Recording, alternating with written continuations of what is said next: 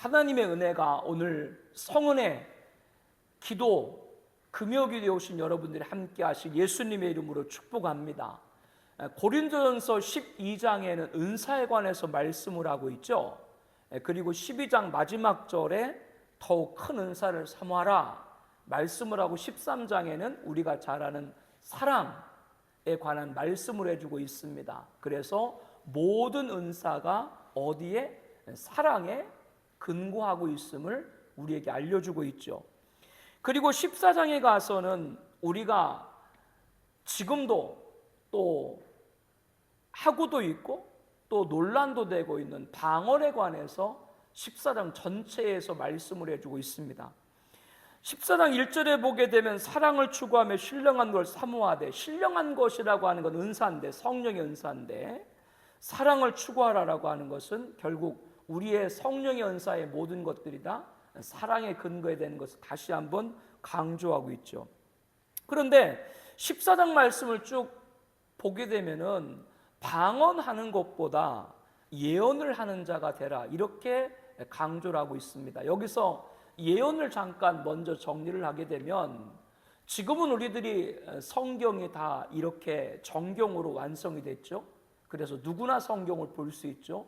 이 하나님 말씀이 예언인데요, 당시 초대교회 때는 가장 많이 그 말씀이라고 할 때는 우리가 흔히 말하는 모세오경, 출애굽 창세기부터 신명기까지 5권, 이것이 거의 완성이 되었고, 선지서들도 일부 완성이 되었고, 신약 성경은 이미 그 당시에는 진행 중이었기 때문에 신약 성경이 완성되지 않았고, 그래서 당시에는 하나님께서 직접 계시를 통해서 하나님 말씀을 그 세운 자를 통해서 증거하게 하고, 또 어떤 경우는 하나님 말씀으로 권면하도록 하게 하고, 이것이 예언이다 이렇게 보면 됩니다. 방언이라고 하는 것도 두 가지인데, 초대교회가 시작된 사도행전 2장에 보게 되면은 성령을 받은 그런 120문도가 당시 예루살렘의 맥추절을 지키기 위해서 모여든 각 나라에 있는 그런 유대인들, 그러니까 그들은 각 나라 지역에 여러 외국어를 하겠죠. 그런데 그 모인 자들 앞에서 성령 받은 120문도, 120 제자들이 각 나라 말로, 그들은 그냥 평범한 갈릴리 출신의 그런 서민들이었는데, 학문이라고 하는 걸 배우지 아니한 분들이었는데, 그들이 각기 외국어로 성령의 말하심을 따라 예수를 증거하는 놀라운 역사가 있었죠. 이것은 우리가 지금 말하고 있는 외국어, 그런 언어의 방언입니다. 그래서 사도행전 14장에 나와 있는 것은 영으로 하나님에게 비밀을 말함이라 라고 하는 것처럼, 이것은 방언, 여기에 등록하는 것은 영의 언어인 것이죠. 그래서 이 방언과 그리고 예언과 이 모두가 성령의 은사인 것 분명한데, 14장 4절에 보게 되면 방언은 자기 덕을 세우고 예언은 교회 덕을 세운다. 이 말은 어떤 의미냐면, 이 방언이 예언보다 못하다라고 하는 것이 아니라, 방언은 하나님과 비밀의 영의 대화이기 때문에 자기에게는 굉장히 유익하지만 다른 사람들에게는 그것이 무슨 말을 하는지 알아둘 수 없기 때문에 여러 성도님들에게는 그만큼 유익이 덜한 것이죠. 그래서 예언이라는 건 아까도 말했던 것처럼 그 모임 중에 성령의 역사를 통해서, 인도함을 통해서 하나님 말씀을 증거하고 또 하나님 말씀으로 위로하는, 그를 통해서 많은 성도님들이 유익을 얻게 되는 것이죠. 잠시 이 14장, 이 방언과 예언의 이 교훈을 하는 그 당시가 14장 26절에 보게 되면 이렇게 말하죠.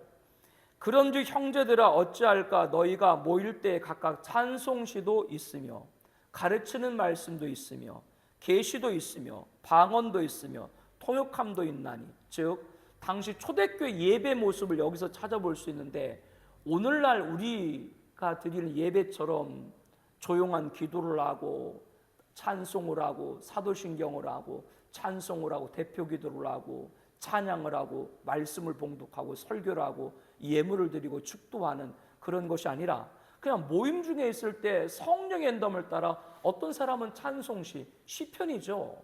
찬송시를 성령의 감동으로 그것을 쭉 말씀하는 분이 있고, 또 어떤 분은 갑자기 일어나가지고 하나님 말씀을 통해서 가르치는 분도 계시고, 또 어떤 분들은 성령을 통해서 방언을 막 하기도 하고, 어떤 분은 그 방언을 통역하기도 하고, 이것이 초대교회 때의 예배 모습이었어요. 그러니까 거기서는 시간의 구애가 없어요. 1시간이든 2시간이든 3시간이든 그 모임에 있는 사람들이 각각 성령의 인도함을 따라, 역사를 따라 찬송시, 말씀, 그리고 방언, 통역, 예언, 이런 것들이 자유롭게 일어났던, 그것이 초대교회 예배 때 모습이었습니다. 그러니까 오늘 이 방언과 예언의 교훈은 어떤 환경이다? 공적 예배다라고 하는 겁니다. 공적 예배. 공적 예배는 여러 사람들이 모인 것이기 때문에 앞서 말한 방언에 대한 교훈을 여러분들이 이제 연결할 수 있을 거예요. 즉 여러 사람이 모인 곳이기 때문에 방언은 개인적인 하나님과 비밀의 영에 대하기 때문에 개인의 유익은 될지 모르지만 공적 예배에서 다른 성도들에게 유익은 덜한 것이죠. 그렇기 때문에 그 공적 예배에서 방언보다는 뭐를? 예언을 더 사모하라. 이렇게 지금 바울이 공적 예배 안에서 교훈하고 있는 것이다. 여러분들이 먼저 그렇게 보시면 되겠습니다. 그래서 아무리 방언이 능력 있고 뛰어나도 그것을 자기만 알기 때문에 다른 사람에게는 이 14장 말씀에도 기록이 되어 있습니다만 11절에 보게 되면 다른 사람에게는 외국인의 말로 들리고, 또 다른 사람이 만약에 방언하면 내게도 뭘로 들려요? 그냥 외국인의 말로 들릴 수밖에 없다. 이렇게 말을 합니다. 악기를 가지고 비유해서 말씀을 하고 있죠. 7절, 8절에 보게 되면 피리도 있고 검은 것도 있고 나팔도 있는데, 피리는 피리 소리가 나고 검은 거는 검은 것 소리가 나고 나팔은 나팔 소리가 나는데, 피리나 검은 거나 나팔이나 똑같은 소리를 내면은 피리와 검은 거와 나팔이 각각 악기가 있을 이유가 없는 것이죠. 이것은 방언과 예언을 비유하는 겁니다. 만약에 똑같은 말 한다면 뭐냐? 그렇기 때문에 방언이라고 하는 건 방언 그 사람에게만 있는 것이지만 예언은 뭐요? 모든 사람이 들을 수 있기 때문에 유익한 것이다. 이렇게 또 비유로도 강조를 하고 있습니다.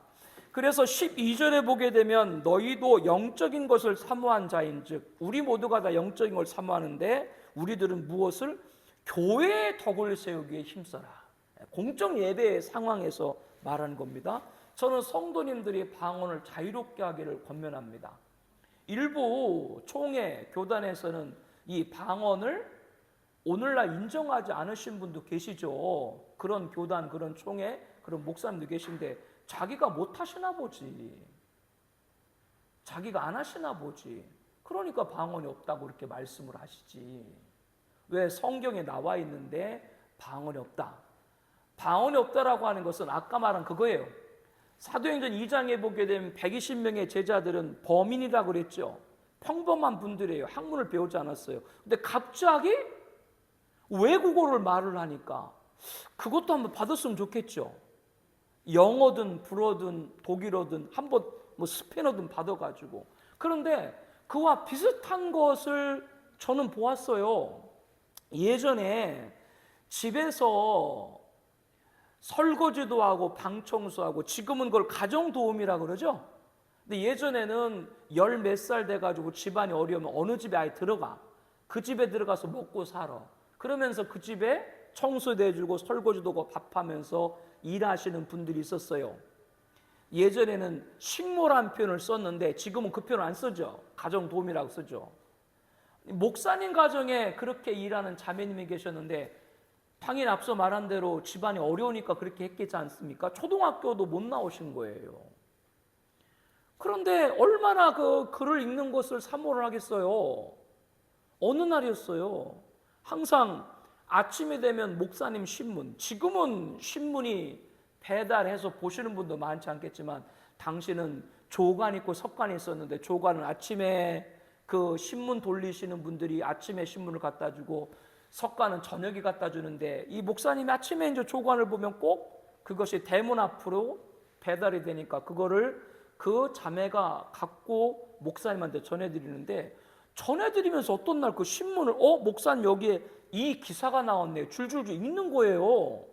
그러니까 그 읽으니까 그거를 들은 목사님도 놀라고 그 글을 읽는 자기 자신의 그 자매도 놀라고, 그런 비슷한 일은 있긴 있었어요. 그런 비슷한 것이 있지만 그렇게 외국어를 말하는 그런 거 아주 그것도 없다 그러면 안 돼요. 지금도 하나님이 그런 역사가 필요하면 있죠. 그래서 어떤 지혜를 열어서 언어의 습득을 주시는 그런 일들도 있기는 있습니다. 뭐 선교사님이 나가서 통역하는데 그 통역관이 그 말을 다시 알아듣는 뭐 그런 일들도 있긴 있으니까요. 그러나 그런 것이 일반화 보편적이지 않죠. 은혜 받았다고 해서 외국말을 뭐 갑자기 하거나 그런 방언은 당시 일시적인 것이다. 그렇게 말할 수 있지만 영적인 방언이 왜 없습니까? 그래서 저는 방언을 여러분들에게 권면을 하고 여러분들이 받았으면 잘 활용을 하고 사모하는 것도 필요하다. 왜냐하면 신앙이 그만큼 깊이가 있어져요. 단 오늘 본문은 어떤 배경이라고요? 공적 예배 안에서 그렇기 때문에 우리들이 그것을 삼가는 것이 필요하다라고 말을 하고 있습니다. 이 방언에 관해서 14절에 쭉 교훈을 하고 있는데 영의 기도고 나의 마음의 열매를 맺지 못하리라 라고 하면서 이것은 내 개인적인 것은 좋지만 외적인 열매 그런 것과 연결되지 못하는 그런 것들 또한 말씀을 쭉 해주고 있습니다. 이러한 이제 부분에 관해서 얘기를 해주고 있는 것이죠. 자, 그래서 이 방언과 예언을 쭉 말씀을 하면서 통역이라고 하는 것도 나오는데 통역은 말 그대로 방언을 해석을 해주는 것이거든요. 아마 당시에는 그런 통역을 하는 은사를 받은 분도 계신 것 같아요. 지금도 뭐 그런 분이 계시다고 하는데 여러분도 방언을 하시는데 두 가지죠. 어떤 분은 방언을 하시는데 자기가 방언이 무슨 말인지 모르고 방언하는 분이 계시고 어떤 분은 자기가 방언하는데 자기가 방언이 무슨 말로 방언하는지 아시는 분이 계시죠. 지금도 그런 분들이 계세요. 방언을 해도 자기가 방언이 무슨 내용인지 모르고 그냥 하나님과 드리는 분이 있고 방언을 하는데 그 방언이 어떤 내용인지 자기는 아시는 분이 있다. 그래서 지금도 통역이 있다라고 하는 겁니다. 그래서 통역이 있거든 방언하라 라는 얘기는 앞에 말씀과 연장선이에요. 통역이 있게 되면 그 방언을 해석해 주니까 그건 여러 사람이 유익이 되겠죠. 그러나 통역이 없다고 한다면 너희들 삼가하라 그런 말씀을 해주고 있는 것입니다. 자, 그리고 이제 이렇게 이제 은사들이 있는데 아까 이제 말씀했던 것처럼 당시 초대교회는 어떤 사람은 갑자기 일어나서 뭐 찬송을 하고 찬송시를 하고 또 말씀을 가르치고 또 어떤 분들은 뭐 방언하고 통역을 하고 이렇게 했다고 그러잖아요. 그런데 여러 사람이 모이는데 어떤 사람이 일어나 가지고 자기의 말씀 가르침과 찬송시를 1시간, 2시간, 3시간씩 막 넘게 하는 거예요. 그럼 어떻게 됐어요? 그래서 29절에 보면 예언하는 자는 둘이나 셋이나 말하고 다른 이들은 분별할 것이요 만일 곁에 앉아있는 다른 이의 계시가 있으면 먼저 하던 자는 잠잠할지라고 하면서 당시에 그런 성령의 인도함을 보게 해서 각각 자기가 받은 것을 그 자리를 통해서 말하고 증거하더라도 질서 있게 하라라고 이렇게 얘기를 해주고 있습니다. 자기가 받았다고 자기만 자꾸 예언을 막 하게 되면 다른 사람들은 그만큼 뭐요? 그 듣는 거에 지칠 수도 있고 다른 좋은 예언을 할 수 있는 분들이 그분에게 기회를 박탈하는 게 되겠죠. 그래서 이 은사를 활용하는데도 우리에게 가르치고 있는 것이 뭐예요? 차례입니다. 질서입니다. 그러니까 질서가 없는 은사는 뭐예요? 그것은 하나님이 기뻐하는 것이 아니다. 이것은 여러 가지 우리가 적용할 수 있습니다. 교회에서도 우리가 주신 은혜에 따라서 우리가 교회를 잘 섬기지 않습니까? 과유불급이란 말 있죠. 아무리 좋은 것도 지나치면 그것이 역효과가 난다. 그런 거 여러분들 알죠? 그것은 결국 어디에 그 부분들은 잘 우리가 분별하는 것이 좋으냐면 교회 전체의 분위기를 잘 분별하는 게 좋아요.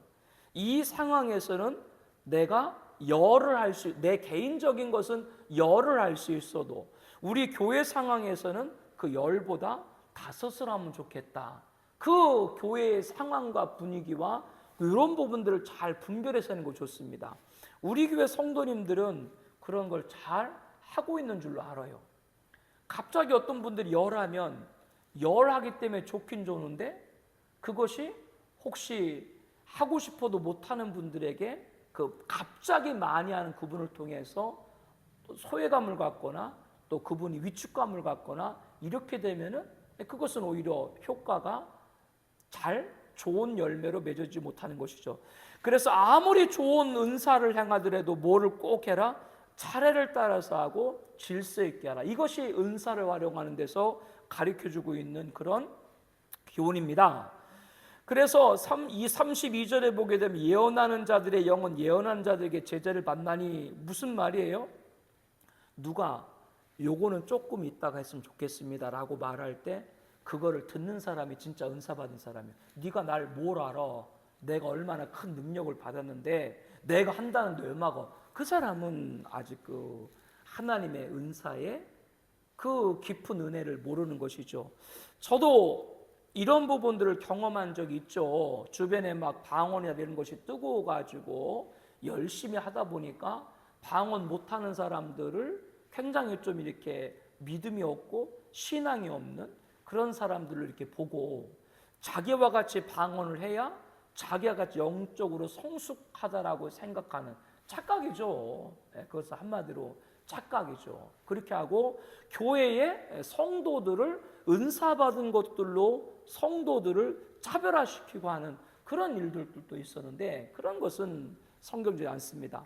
제재를 받나니 무슨 말이라고요? 누가 옆에서 권면할 때 예 알겠습니다라고 그 부분의 제재를 잘 받아들일 때 그 사람이 뭐요? 올바른 은사 받은 사람이에요.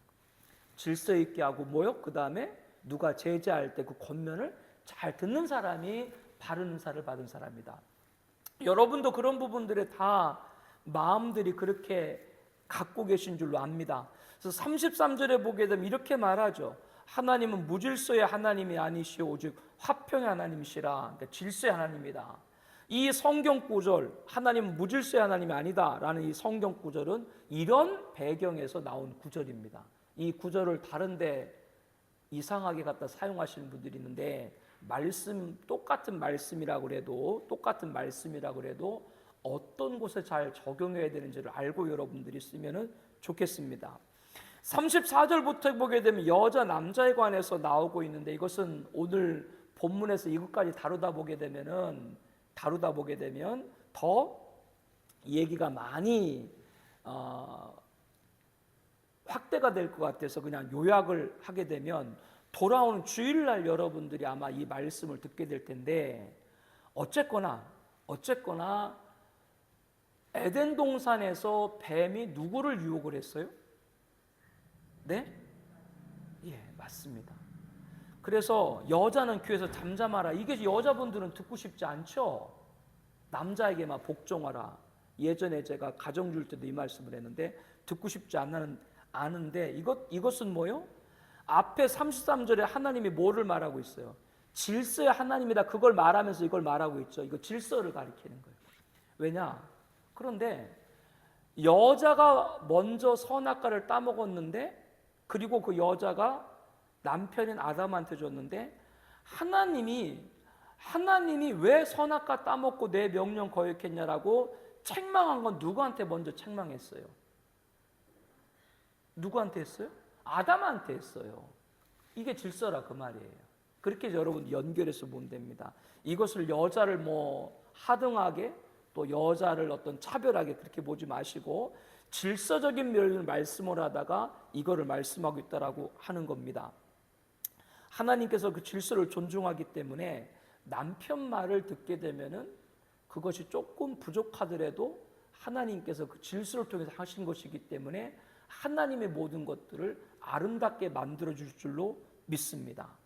그런 배경에서 나온 것이다. 그냥 그렇게 질서라고 하는 말을 나오면서 나온 것이다. 그 정도만 딱 여긴 정리했으면 좋겠습니다. 37절에 이렇게 말하죠. 누구든지 자기를 선자로 혹은 신령한 자로 생각하거든 내가 너에게 편지하니 이 글이 주의 명령자로라. 무슨 말이에요? 지금 바울은 고린도 교회에 편지를 쓰고 있잖아요.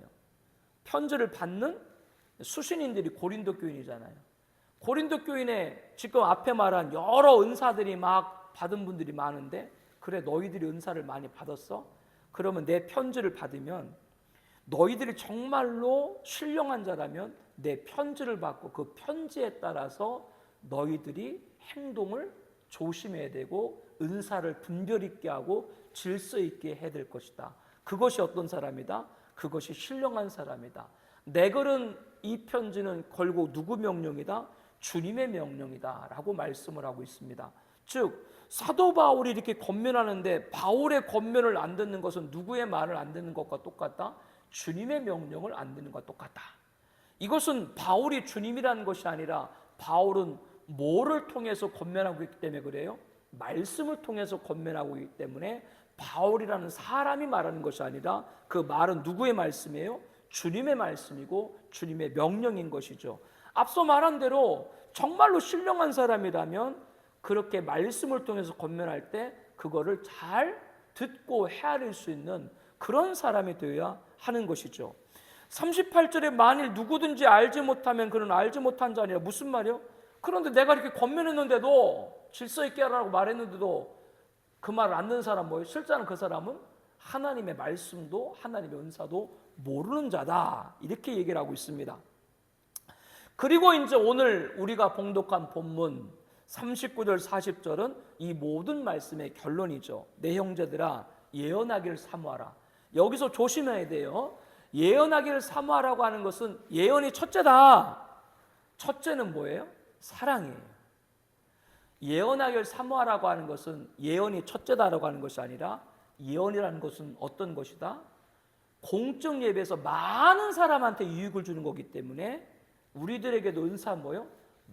많은 사람에게 유익을 줄 수 있는 은사를 활용해라. 그렇게 이거를 받아들이면 돼요. 여러분들이 갖고 있는 은사들이 많은 사람들이 주님을 만나고 하나님께 영광되는 거 하라.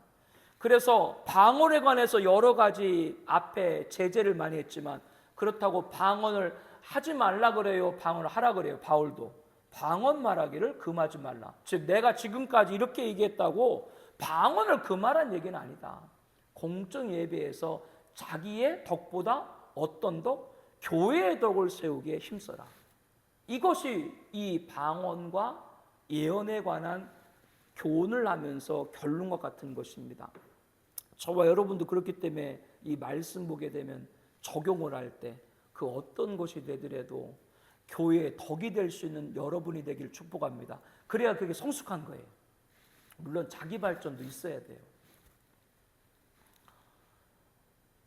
음악을 하시는 분들은 성악이나 이런 음악을 하시는 분들은 피아노 이런 것이 있어야 되고 또 지도하는 선생님이 있어야 되는데 그런데 우리들이 일상적인 살아가는 공간에서 피아노를 마음껏 칠 수 있는 공간이 많지 않죠. 뭐 집에서 칠 수도 없고. 그래서 이제 선생님을 모셔가지고 교회에서 이제 그 연습을 하는 것이죠. 교회 청년이니까 교회 피아노를 치고. 근데 겨울이에요, 겨울.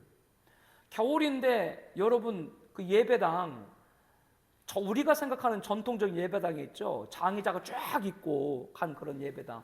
그런 예배당에서 한겨울에 성악 연습을 하려면 추워요, 안 추워요? 춥죠.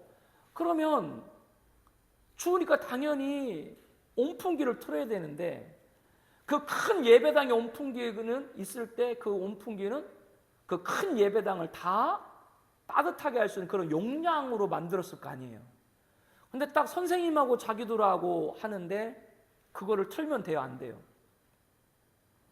온풍기를. 저는 틀어도 된다고 봐요. 왜? 그 한 사람도 한 성도인데. 그런데 얘가 예전에 있었던 그 교회는 아니면 본인이 말씀하시면 좋은데 본인은 담임 목사님이시니까 말 못하는지 부목사님이나 전도사들 꼭 불러가지고 올라가서 온풍기 틀었나 확인하고 봐. 그 왜 확인을 해보라고 그래? 자기가 연습을 하다가 자기가 추워도 저 온풍기는 전체를 하니까 내가 추워도 참아야 되겠다. 그건 자기가 할 일인 거예요. 근데 자기가 너무 추우면 틀어야지. 그 틀은 거 가지고 목사님 말하면 돼야 안 돼요. 앞에 그 목사님 잘못했다고 하는 것은 아니고요. 말하지 말아야지. 추워가지고 트는데 왜 그걸 얘기를 꼭 그걸 짚고 해야 되나? 제가 뭘 말씀하는지 알죠? 자기의 유익과 교회의 유익인데 단순하게 이 말을 수학적으로 생각하지 말라고요. 수학적으로 생각하면 둘이 있으면 온풍기 틀면 안 돼. 이게 수학이지. 그러나 교회의 덕이라고 하는 건 그 교회는 뭐가 교회예요? 많은 사람도 교회지만 한 사람도 교회인 줄로 믿습니다. 그러니까 교회의 덕을 세우라 그래가지고 무조건 다수의 수학적 개념으로 그 사람들이 원하는 것만 한다. 그런 개념이 아니라는 걸 여러분에게 말씀드린 거. 어떤 경우에는 참 연약한 사람 한 사람, 그 연약한 사람 한 사람 때문에 전 교인이 다 그 사람을 도와줄 때가 있어요. 그럼 도와줘야지. 그게 은사인 줄로 믿습니다.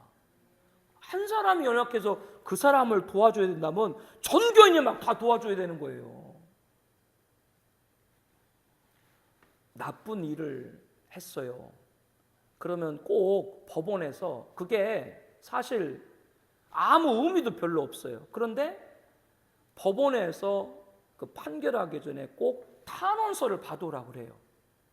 탄원서를. 그러니까 이분이 아들이 그런 큰 사람의 목숨을 해한 그런 일에 아들이 개입이 됐으니까 탄원서를 받는데 자기 가족이라고 해봤자 얼마나 되겠어요, 몇 명. 그리고 결국에는 교회의 도움을 받아야 되는 거죠, 성도님. 그런데 그 교회도 성도님이 많은 교회가 아니에요. 그러면 이제 목사님한테 부탁해가지고 그 목사님이 아는 다른 목사님 교회, 그런 걸 이해할 만한 그런 교회 부탁을 해서 어쨌거나 탄원서는 여러 사람이 거기에 이름을 올리면 좋으니까요. 그게 그렇게 많이 한다고 해도 뭐 법원에서 그거를 보고 무슨 그 선고하는 그 영향 거의 미치지 않아요. 그러나 그거가 있는 건 그나마 이 사람이 나쁜 일을 했어도 이 사람을 그나마 이렇게 인정하는 사람이 있구나. 그 정도는 돼요. 그 정도만 되는 거예요.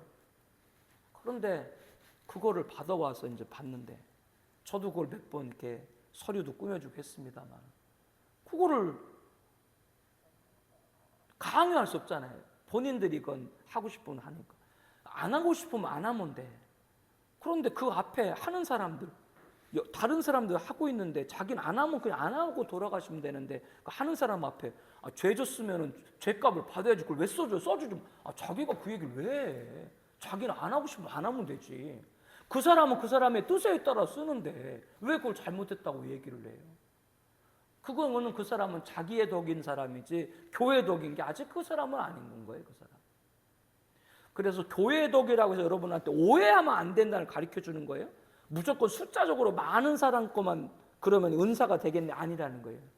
어떤 경우는 그 한 사람이 우리들이 몇 줄 이름 하나 적은 것, 주소 하나 적은 것 때문에 그 사람 그게 실질적인 도움이 안 되든 그걸 받아든 가족들이 너무나 감사하고 고마운다면 우리는 기꺼이, 이건 강요 아니에요. 여러분 쓰고 싶지 않으면 안 써요.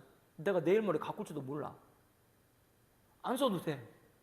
그러나 그것을 받아든 가족이 자기 아들을 위해서 그게 써줬다라고 하는 그게 감사하고 고마웠다면 쓸 수도 있는 것이죠. 그러나 내 기준으로 저렇게 나쁜 짓 한 사람 벌 받아야 되는 안 써. 그 사람은 그렇게 해도 되는 거예요. 그러나 제가 말하는 건 뭐예요? 남이 하는 거를 왜 못하게 해서는 안 되는 것이지. 자기의 격과 교회의 덕을 단순히 뭘로 생각하지 말아라. 수학적인 숫자로 절대로 생각하지 말아라. 이거를 지금 여러분에게 마지막 정리를 해드리는 겁니다. 요거를 정리하지 못하면 그러면 이렇게 하는 사람은 많으면 이거 하고 이렇게 하는 사람은 안 하나? 이렇게 부분들만로 여러분들이 구분해서 안 된다고 하는 겁니다. 어떤 경우는 내가 좋아도 여러 사람을 위해서 양보할 때가 있는 것이고 어떤 경우는 그 한 사람 때문에 여러 사람이 그 한 사람을 위해서 할 때도 있고 이것이 바로 은사의 질서고 은사의 분별이고 그 은사를 통해서 우리들이 질서 있게 하라는 하나님의 가르침 안에 있는 줄로 믿습니다. 이런 부분들까지 여러분들이 잘 생각해서 한다면 우리 교회가 더욱더 건강하고 교회의 덕이 되고 결국 그것은 누구의 덕이 되겠어요? 우리의 덕이 될 줄로 믿습니다. 이런 귀한 모습으로 되기를 예수님의 이름으로 축복합니다.